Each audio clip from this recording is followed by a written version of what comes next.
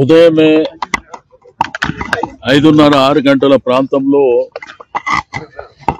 ఒక విషాదకరమైనటువంటి వార్త వినడం చాలా బాధ అనిపించింది. దివంగత నేత మరి సాయన్న గారు 40 సంవత్సరాల రాజకీయ చరిత్రలో అనేక సార్లు కంటోన్మెంట్ ప్రాంతానికి ప్రాతినిధ్యం వహించడం, ఆయన లాస్ట్ టైం ఆరోగ్యరీత్యా పోయిన సంవత్సరం మరణించినటువంటిది. ఇప్పటికి సంవత్సరం 3 రోజులు అవుతుంది. మొన్ననే వారి యొక్క వర్ధంతి కూడా చేపట్టడం జరిగింది.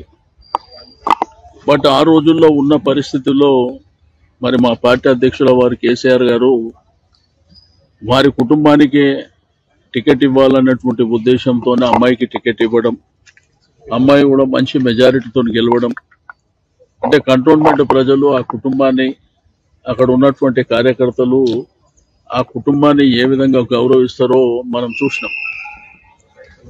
బట్ ఉదయం ఇటువంటి సంఘటన జరగడం, చిన్న వయసు అమ్మాయి, ఎంతో భవిష్యత్తు ఉంది. భవిష్యత్తులో మరి ప్రజలకు కానివ్వండి విశేషమైనటువంటి సేవలు అందించేటువంటి అవకాశం. బట్ పొద్దున యాక్సిడెంట్లో మరణించిందని చెప్పి ఫోన్ రావడం, ఆ తర్వాత టీవీలు చూస్తే ఆ టీవీలలో కూడా ఆ జరిగిన యాక్సిడెంట్ విజువల్స్ చూపించడం మా అందరికీ చాలా బాధాకరమైనటువంటిదే కాకుండా చాలా విషాదకరమైనటువంటిది.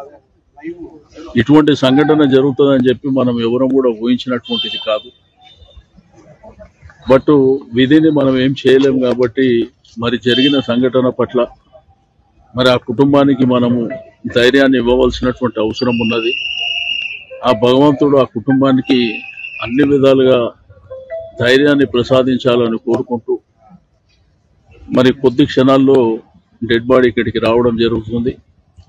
పోస్ట్ మార్టం నిమిత్తం వారి యొక్క స్వగృహమైనటువంటి అశోక్ నగర్ దోమలగూడ ప్రాంతానికి తీసుకువెళ్లడం జరుగుతుంది.